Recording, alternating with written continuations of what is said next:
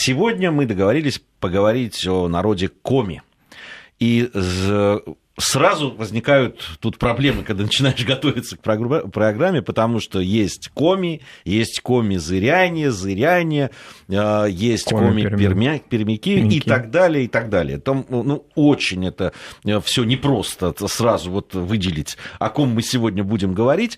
В любом случае, понятно, что это финно-угорский народ, это коренное население, автохтонный народ России, безусловно, да и, наверное, той местности, в которой он проживает, это коренное население Республики Коми. Да, это коренное население Республики Коми, но вы абсолютно правы, что одного народа, одного этноса с этнонимом Коми нет. Если брать нашу статистику, в том числе официальную статистику, результаты переписи 2010 года, то в ней выделяется два этноса. Это Коми, коренное население Республики Коми, и коми-пермяки, которые проживают у нас в Пермском крае, в, собственно говоря, Коми-Пермяцком округе до 2005 года, вернее, даже до конца 2005 года существовал отдельный субъект, Коми-Пермяцкий автономный округ. Позднее он вошел в состав Пермского края, но тем не менее он выделяется как округ, и вот там проживают коми-пермяки, собственно. Все остальное — это различные субэтносы этих народов. То есть, проще говоря, есть два народа. Коми, то есть коми-зыряне, и коми-пермяки. Численно они различны, коми-зырян больше, коми-пермяков меньше. Опять же, если обратиться к материалам переписи 6-летней давности, то коми-зырян в нашей стране около 228 тысяч, в том числе в Республике Коми чуть более 200 тысяч. А коми-пермяков значительно меньше, их около 95 тысяч, в том числе чуть больше 80 тысяч проживает в Пермском крае. Вот такое соотношение этих народов. Это разные народы, они близкие и по языку, и по этногенезу своему. Да, собственно говоря, и территории проживания, по нашим российским, конечно, меркам у них достаточно соседствуют и смыкаются, хотя если взять только территорию Республики Коми, я думаю, несколько европейских государств поместились бы в ее пространстве легко. Поэтому, конечно, это огромные расстояния, но, тем не менее, ареалы все равно совпадают. Кстати говоря, вместе с ними или близко к ним так соотносятся, по языку и по культуре удмурты, живущие значительно южнее, вдоль берегов Камы и так далее. Этническая история коми-пермяков и удмуртов, по-видимому, еще даже в раннее Средневековье была единой. Собственно говоря, в языке это ощущается. Язык у них имеет большое сходство, в том числе даже в лексике. И в быту у них тоже большое количество сходных каких-то черт. Но вот это два народа, которые дали название целому большому региону. Надо сказать, что по Республике Коми коренное население расселено неравномерно. В ряде районов они составляют даже подавляющее большинство. В ряде районов коми языка практически не слышно, но тем не менее это коренное население, существует литература на этом языке, вещание и так далее. Они в течение 20 века как-то и урбанизировались, и в Сыктывкаре, в столице Республики Коми, появилось большое количество жителей, относящихся к коренному народу. И Кудымкар, такой небольшой город в Коми-Пермяцком округе, тоже стал развиваться. Собственно, он единственный город, насколько я понимаю, как промышленный центр, как центр лесопромышленности на территории этого округа.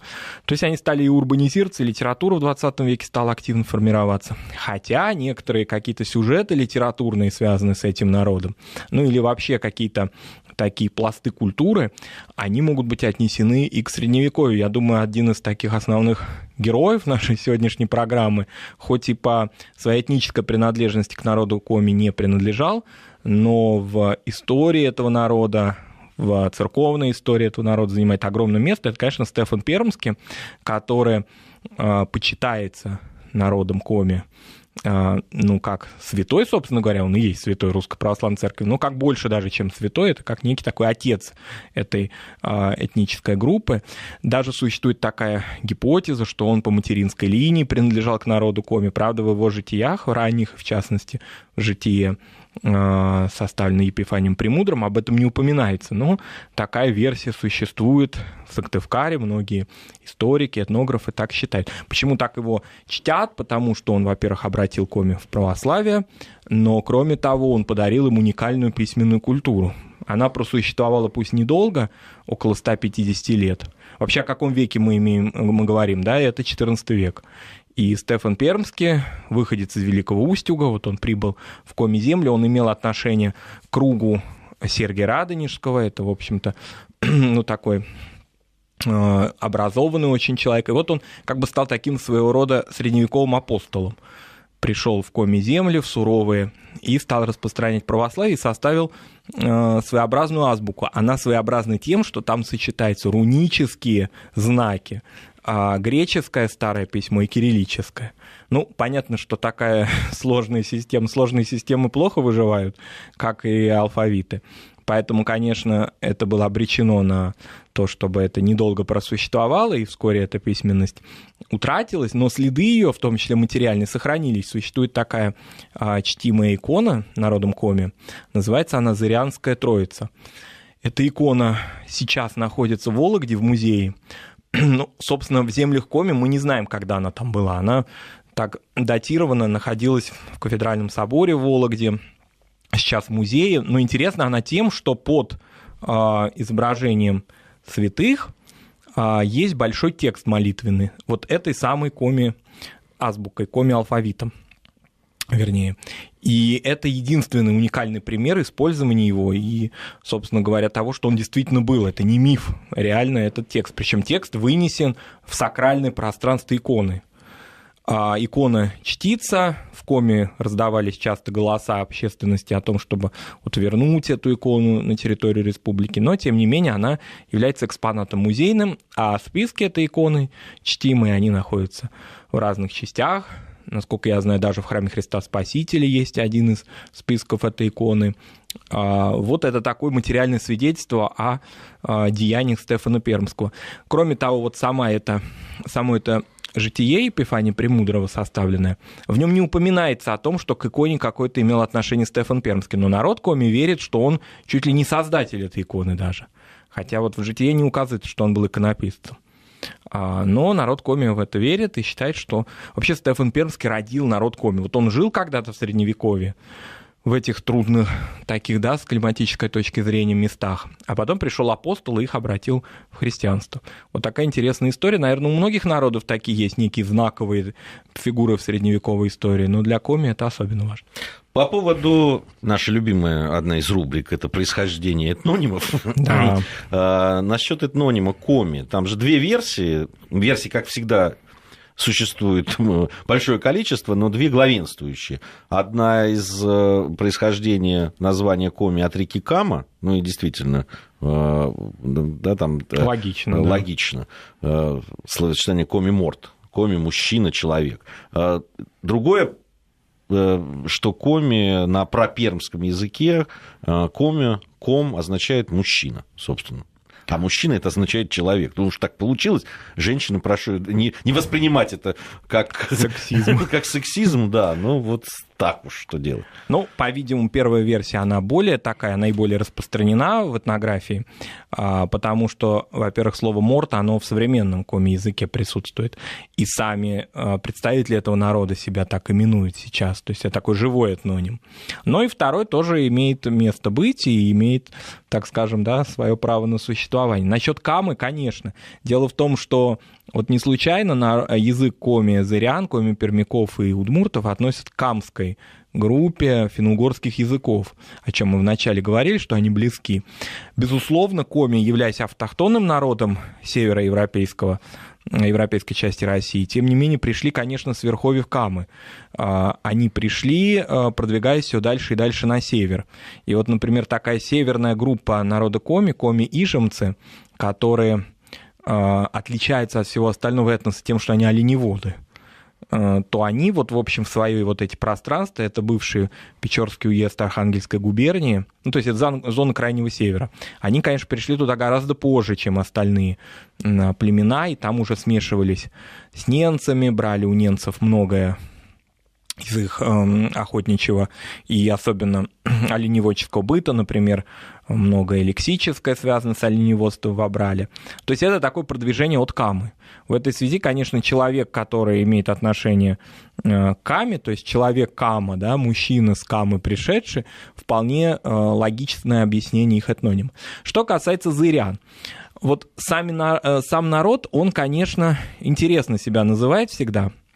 И очень часто расходятся представления этнографов и представления просто людей, которые являются объектом изучения этой этнографии. Так вот, с коми зыряне — это старое русское название. Ну, вот что-то типа черемисов, ватиков, урянхайцев, вот какие-то такие наименования, которые в этнографии принято называть экзоэтнонимами. То есть это не этноним, который непосредственно, да, выражается в сознании самих людей, а это экзоэтноним, наименование, которое дано внешними, в данном случае этнографическими, ну и, конечно, и чиновниками XIX века они уже так именовали. Внешние по отношению к этносу наименование. Так вот, зыряне — это, конечно, внешние, но тоже странная этимология. Некоторые диалектологи и лингвисты говорят, что это русское старое слово «зырнуть», которое означает, грубо говоря, что-то отодвинуть, продвинуться, какой-то старый, вышедший из, может быть, северо-русское какой-то диалектизм какой-то.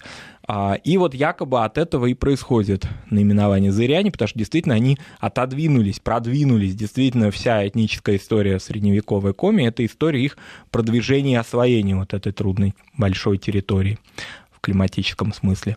Но так или иначе, зыряне как-то прикрепилось к народу Коми, и в отличие от большей части этих имперских наименований не утратилось. Но понятно, что если мы сейчас приедем в Удмуртию и произнесем слово «ватики», то большая часть людей, удмуртов, они, не то чтобы обидятся, они просто не поймут, почему мы так их именуем, это уже устаревшее, давно утраченное понятие. Черемисы в этом смысле марийцы, имеется в виду, на черемисов просто обидятся. Что касается народа Коми, то зыряне вполне употребляется. Для чего? Для того, чтобы как-то отличить себя от коми-пермяков. Есть коми-пермяки, а есть коми-зыряне. Поэтому сами жители Сыктывкара или Печорского района, или других районов Республики Коми, разговаривающие на своем родном языке, вполне согласны, что их можно назвать зырянами. Правда, в быту в своем собственном они, конечно, так себя не называют, они называют просто себя народ Коми. Что касается коми-пермяков, то о том, что они коми-пермяки, они узнали примерно в 1920-е годы.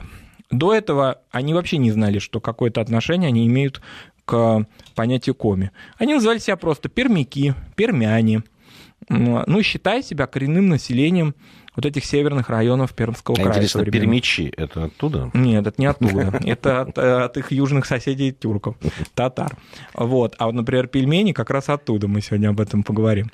И так. И когда в 20-е годы их выделили в автономный округ, если я не ошибаюсь, это было в 26-м году. Им сказали: вы коми-пермяки. Это известная история.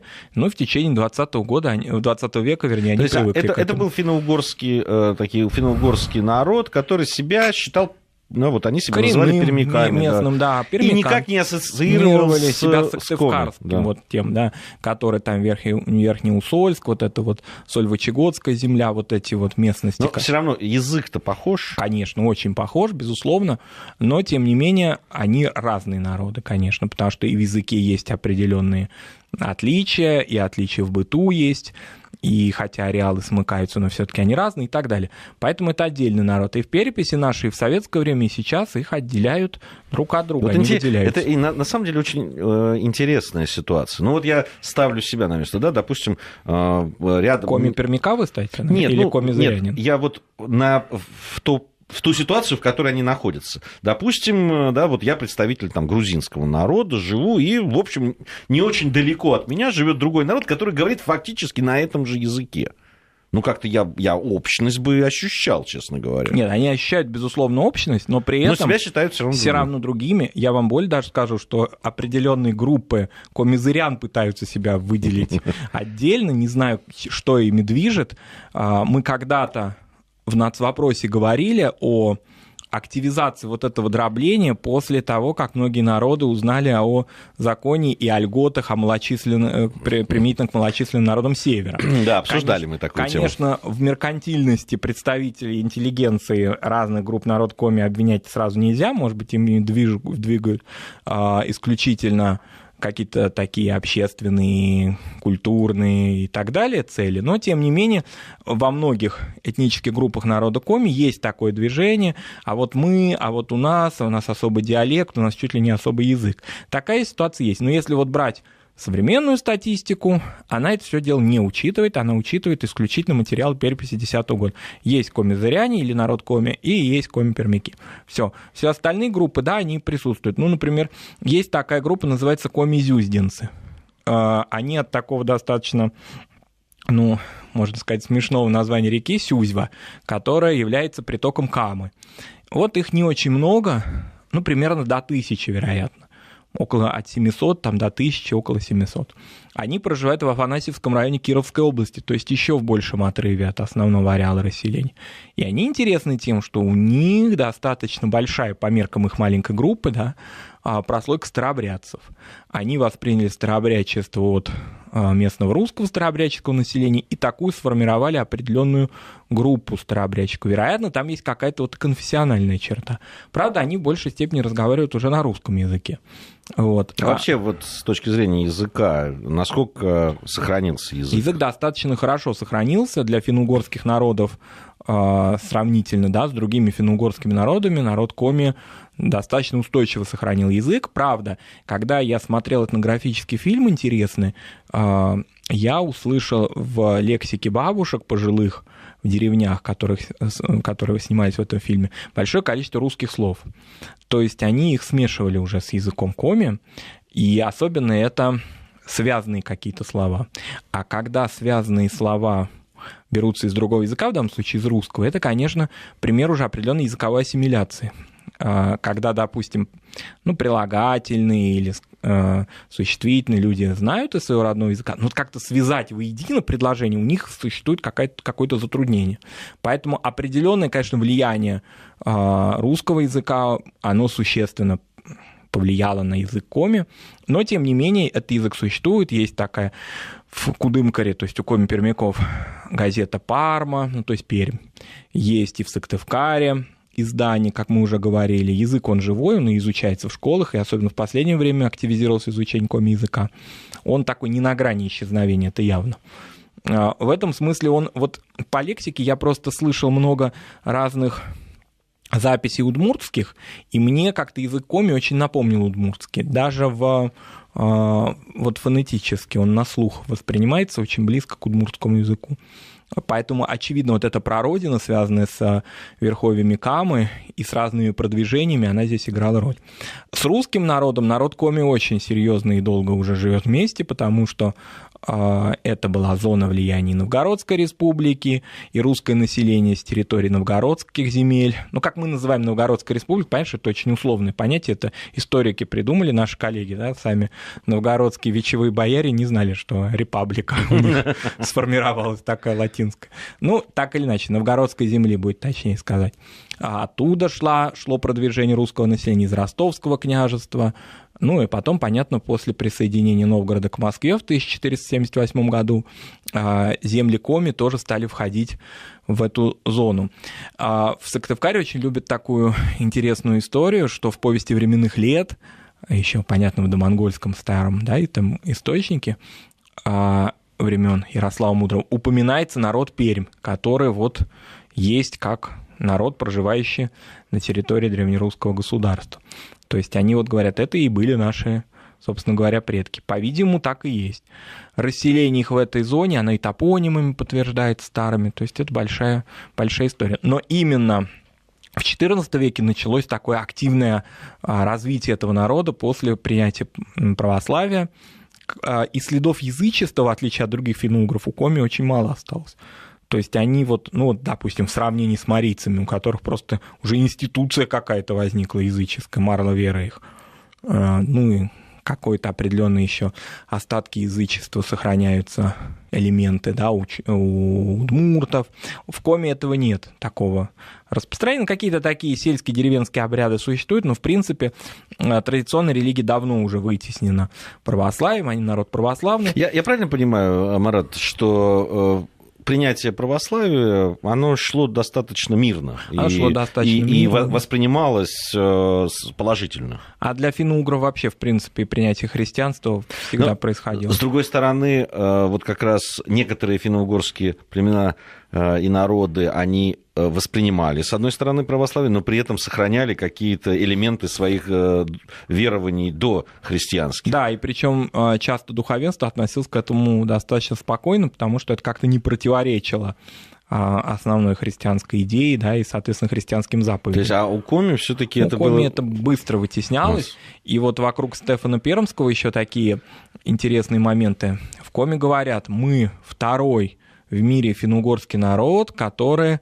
ну, собственно говоря, ну, не печать, конечно, изобрел, ну, в общем, издавать стал, или рукописным, скорее, да, образом стал литературу свою создать. Кто же первый? Это венгры. Вот они говорят, вот венгры перевели Библию и издавали ее, и, собственно, рукописных много в монастырях, соответственно, списков Библии было. А мы второй, благодаря Стефану Пермскому, который вот нам подарил эту старую азбуку. И вот они так говорят, что ни финны, ни карелы, ни другие народы еще тогда не имели собственного алфавита, а мы его имели. А вообще письменные источники, которые сохранились, которые с исторической точки зрения имеют значение? Да, вот в тех же житиях Стефана Пермского упоминается о том, как он приходил к этому народу. Сохранилось большое количество источников именно такого монастырского церковного характера. Что касается этой письменности, она называлась Абур, кстати говоря, это вот, ну, как бы от первых букв этого алфавита. Она вытеснилась, забыта была, и большинство письменных источников, они уже, конечно, были русские источники, русские церковные источники. Потом вообще этот небольшой по численности народ пережил много трансформаций своего алфавита. Даже удивительно, сколько вообще... А, кстати, каждая трансформация – это достаточно большое испытание для литературы и культуры, потому что очень много приходится забывать, оно неизбежно утрачивается. Так вот, в начале 19, в конце, вернее, 19, начале 20 века начались такие бешеные по своему ритму переходы с письменности на письменность. Был такой, значит, просветитель Молодцов, он изобрел алфавит. Ну, в принципе, он был кириллический, но с большим количеством, ну, вот как арабы бы сказали, огласовок.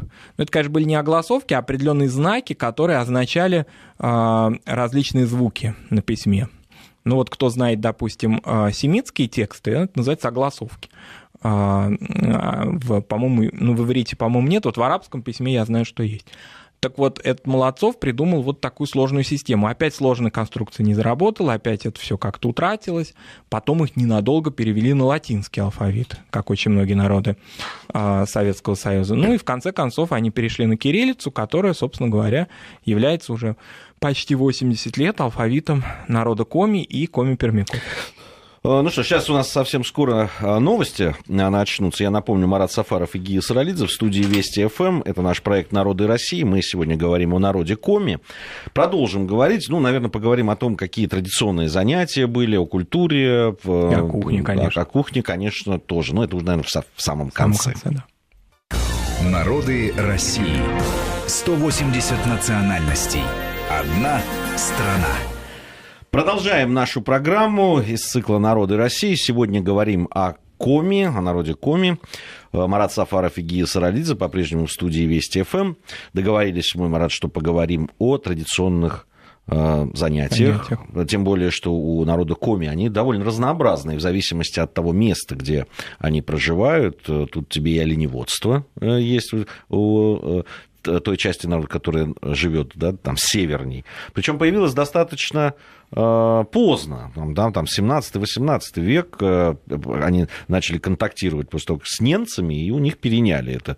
Причем очень успешно. Успешно, да, и ввели какие-то свой взгляд у них был на это дело. Да, ну, во-первых, это по мере продвижения, вот когда Коми, народ, в данном случае коми-зыряне, расселились в Печорском уезде Архангельской губернии, то тогда они начали перенимать у немцев традиции оленеводства. Надо сказать, что к началу 20 века вот общее поголовье оленей на территории этого уезда составляло около 300 тысяч голов. И примерно 2/3, то есть около 60% этого поголовья, обладали этим коми, чем, собственно говоря, становились крупнейшими оленеводами европейского севера.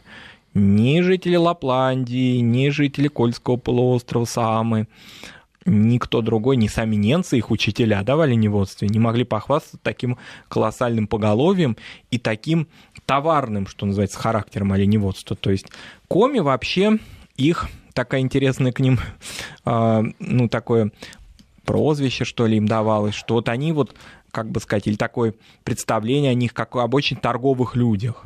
Их считали, что они люди деловые, что они на русском севере очень хорошие такие посредники между местными народами и русскими заготовителями, купцами. Надо сказать, что очень долго, вплоть до того, как стало осваиваться Балтийское побережье, самым важным портом России был Архангельск, который расположен неподалеку, и во взаимодействии с поморами народ коми был очень активен. Коми были очень деловыми людьми еще до развития русского капитализма в XIX веке.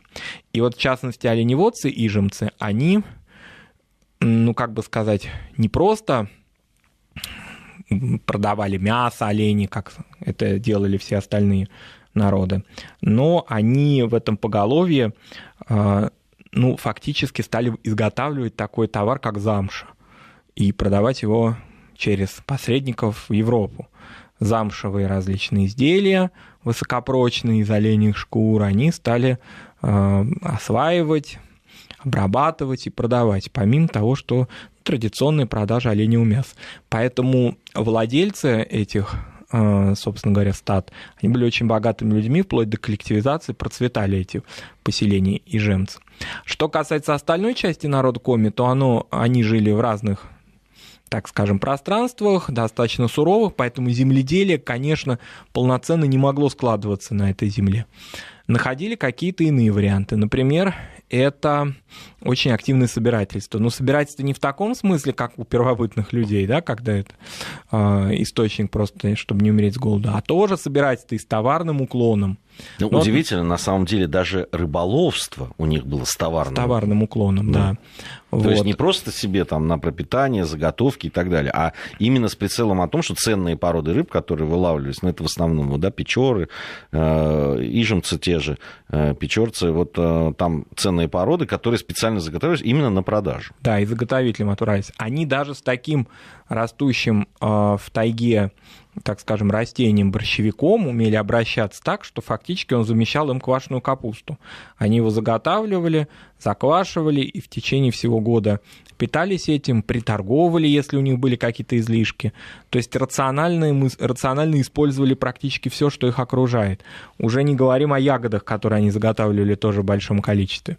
Поскольку они хорошо владели русским языком, многие свободно владели, то они приезжали в разные уездные городки и, собственно говоря, сбывали эти товары. Например, очень важным городом местным был Сольвычегодск, очень крупный по меркам этого края город, где коми-торговцы были тоже очень важны, и поскольку там было достаточно зажиточное русское население, в том числе связанное с солеварением и так далее, то был источник сбыта товара. Кроме того, народ коми очень мобильный. Они одни из немногих северных народов, а может быть даже и один из единственных даже народов, если так можно выразиться, единственный, да, вернее, которые вообще склонны были к миграциям. Если их не устраивало что-то, если, допустим, какие-то товарные каналы у них прекращались, истощались, то они просто покидали свою зону расселения и отправлялись дальше. Именно поэтому возникли коми-общины очень далеко, на Ямале, например. Они возникли на Кольском полуострове, они возникли, когда началось освоение, и даже раньше освоение наших месторождений в Ханты-Мансийском округе, на юге Тюменской области и так далее. Пусть эти общины, может быть, не существовали долго, поскольку народ коми, ну, так скажем, и по языку уже быстро переходил на русский язык вот в этих далеких от основного ареала расселения общинах. Но, тем не менее, вот эта такая траектория миграции показывает, вот, к примеру, другие народы севера, но они достаточно устойчиво находились на своих местах. Коми же, они не так были привязаны к своей земле, чтобы, допустим, в истощенной почве что-то находить или чем-то торговать тем, что не имело никакого уже смысла. Нет возможности для проживания, они легко мигрировали. Собственно, и в пространстве Республики Коми это хорошо заметно, как они перемещались по территории самой республики во время, допустим, лесоосвоения, когда они в артели вступали и так далее. Вообще, вот это вот, когда я готовился к программе и вот читал о том, чем занимались и чем занимаются представители этого народа, обратил внимание на вот такую хозяйственность, да, ничего не пропадает, да. Но вот помимо того, о чем мы уже говорили, да, там, кстати, и деревозаготовка действительно, и охота, тоже очень серьезное значение имело рыболовство. С берестой там что только не вытворяли. Там, где были кедр, там заготовка очень тоже шла такая серьезная, существенное значение имела, во всяком случае, сбор кедровых орехов. Практически везде, где были грибы, значит, тоже в промышленных масштабах заготовлялись, засаливались, сушились грибы. Даже запасы березового сока имели товарное значение. Зарава она называется у Коми. Да, и вот с берестой, допустим, снабжали большое количество поморских поселений туисами, лаптями различными. Даже музыкальные инструменты изготавливали из бересты, пусть не на продажу для себя, но, тем не менее, осваивали все, чем окружает их природа. Надо сказать, лето очень короткое, оно не плодоносное, не благодатное, нет особых каких-то высоких урожаев, не то что урожаев, многие культуры просто не могут произрасти. Тем не менее, народ Коми себя хорошо обеспечил, и дом у Коми был всегда полон какого-то провианта. Надо сказать, что мир этого дома, он напоминает такую модель Ноева ковчега. Во-первых, это очень большой дом, который двухскатный и даже больше, то есть в нем, грубо говоря, помещалась и жилая часть, в которой проживали люди, и скот. Вот поэтому-то мне так понравилась эта метафора, я ее прочитал в одной этнографической статье про народ Коми, что вот Ноев ковчег. И действительно, это Ноев ковчег, потому что суровая зима все занесла, вообще снегом, льдом и так далее, а они практически не выходили из своего жилища. В течение нескольких недель не было никакой особой необходимости, потому что те, которые не торговали, а жили, допустим, натуральным хозяйством, они все припасли. У них и скотина, и даже птица, и все у них находится в их пространстве.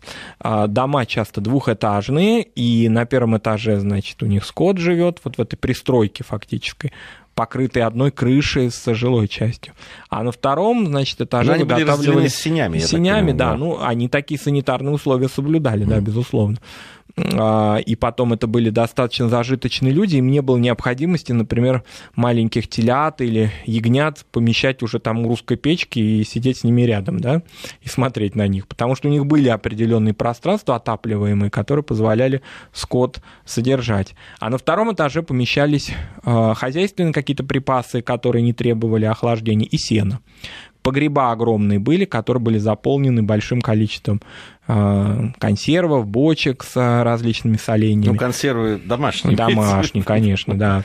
Вот. И, соответственно, это все заготавливалось, и практически вот выхода особого специального не нужно было осуществлять. Деревни большие, вернее, села Коми назывались погосты. Вот когда многие люди из центральной части нашей страны слышат это слово применительно к русскому северу, это напоминает нам из художественной литературы наименование кладбищ, как это принято в старом русском языке. На севере не так, это не такое имело значение, совершенно наоборот, живое. Погост — это большое село, в котором вот народ Коми проживал, это было около небольших рек или озер, то есть они имели какие-то водные обязательно пространства, и лес обязательно где-то рядом находился. Что касается храмов, это не обязательно в селе Коми. у коми не сложилась литургическая практика на своем языке. То есть они в большей части посещали и посещают храмы Русской Православной Церкви, где литургическая часть, проповедь звучат на русском языке. Поэтому в каком-то большом богатом русском селе находилась церковь, куда эти люди периодически ходили и ее посещали.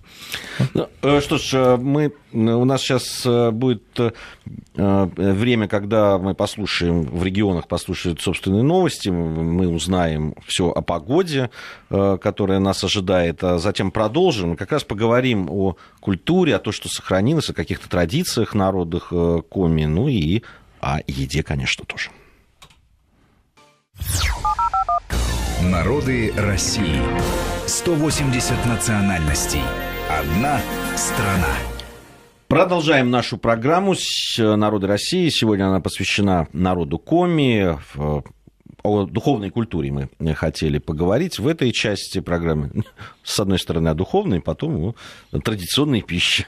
Да, если говорить о духовной, да, перед тем, как о мирской говорить, то, конечно, мифология определенно сохранилась, но считать вот ее язычеством или религией традиционной как-то, в общем, язык не поворачивается. Скорее, это какие-то сказки, какие-то представления, мифы, да, это не культовая традиция, не культовая практика, потому что в ней отсутствовала обрядность, в ней не было жрецов, это представление скорее таких даже не богах, а богатырях, которые, значит, соответственно, покровительствовали этому народу. Вообще представление о сильных людях, которые привели народ коми на эти земли, и в которых этот народ выжил, освоился, вот это очень важная часть их мира. Ведь, как известно, в мифологии отражаются какие-либо такие идеальные представления людей о самих себе.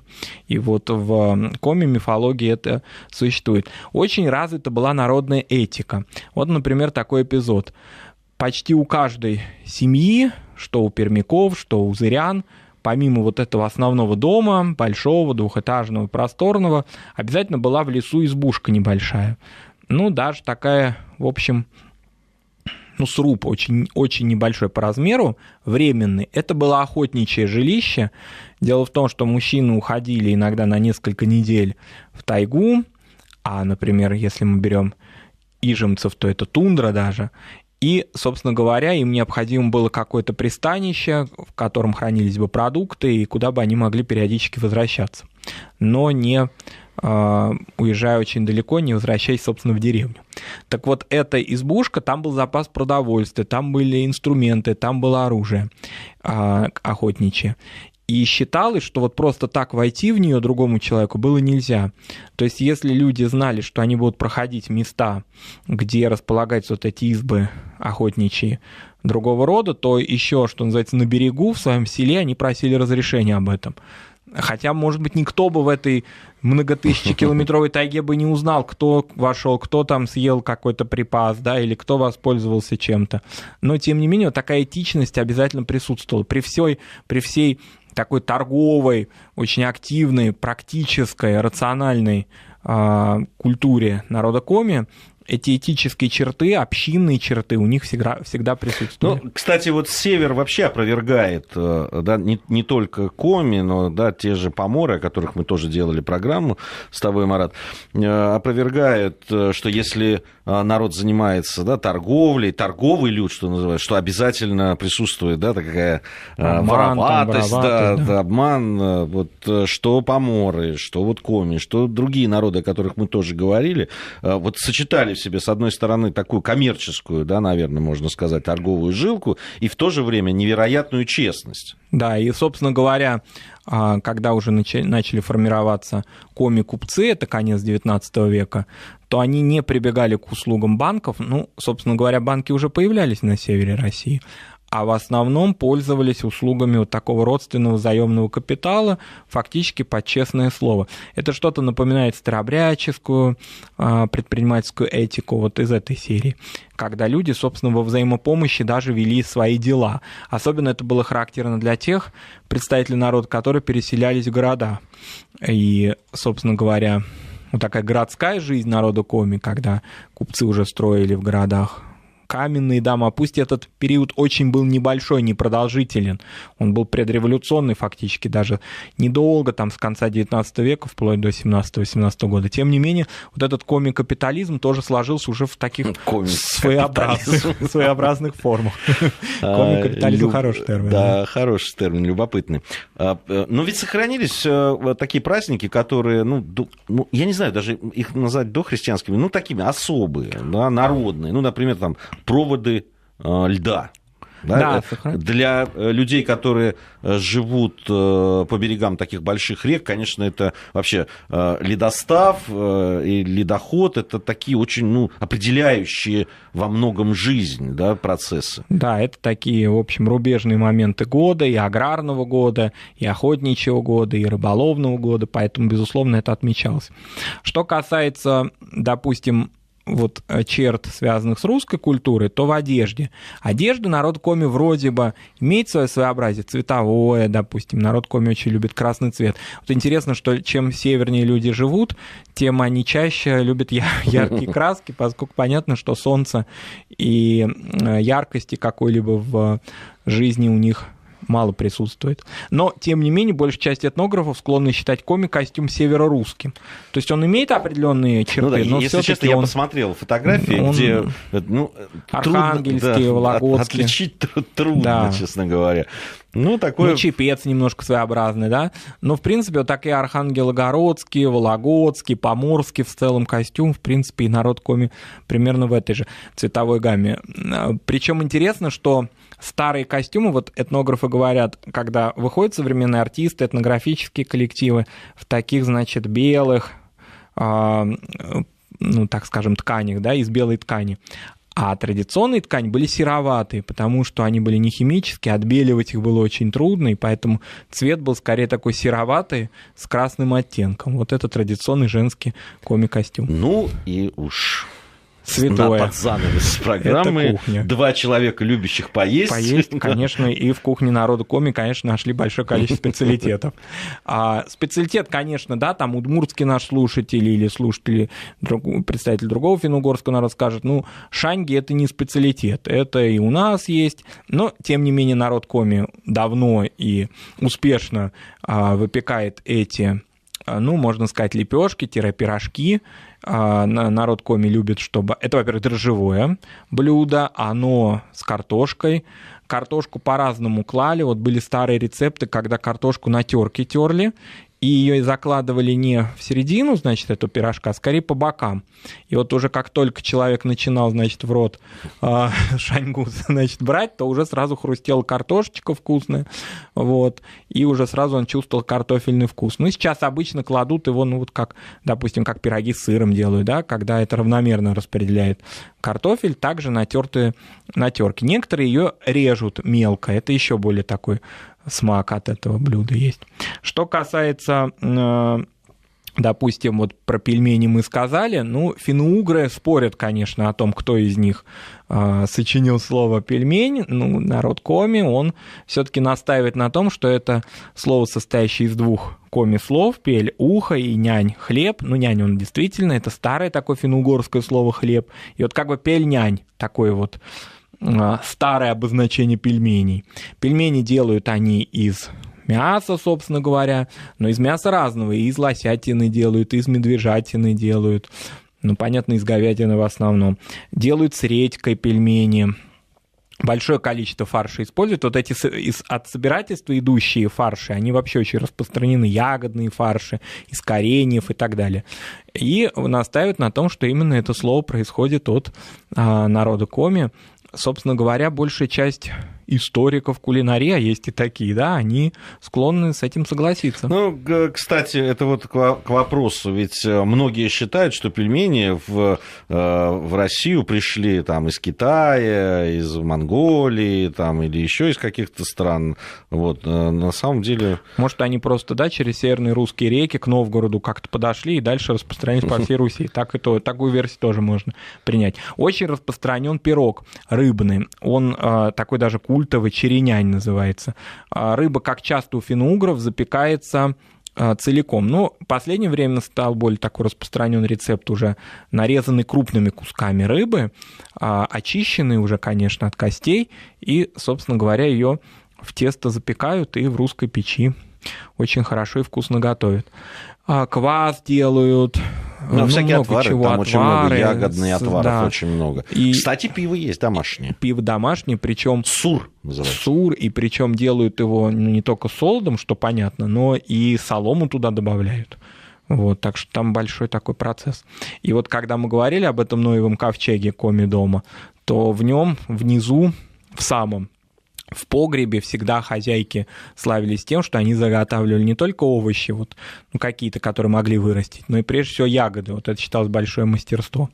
Мне о народе Коми вспомнилось такой народ предприимчивый, активный, народ-оптимист на русском севере. А вспомнилось мне высказывание представителя не народа Коми, а выдающегося нашего артиста Зиновия Ефимовича Герта, который когда-то однажды прочитал о том, что есть такой народ Коми. Может быть, он на гастроли собирался. И он сказал, это народ Коми, а ведь, наверное, есть и народ Траги. Это очень хорошо подходит к народу Коми в том смысле, что действительно они такие легко относящиеся к жизни и находящие в той природе, в которой исторически судьба их, так сказать, сложилась, да, которую они активно освоили за много веков, основали большое количество поселений. Карта Республики Коми, особенно в южной части, в общем-то, испещрена различными коми-названиями. Так вот, они действительно такой народ Коми, который в реальности, так скажем, при суровых каких-то обстоятельствах жизни климатических смог выстоять и сохраниться. Что ж, на мой взгляд, вполне так прошлись по всем аспектам жизни этого народа. Я напомню, что наш такой спецпроект, можно его назвать, «Народы России», которому уже 2 года продолжается. Каждое воскресенье с 15 до 16 по московскому времени мы выходим в эфир. На этом наша программа подошла к концу. Спасибо большое. Спасибо.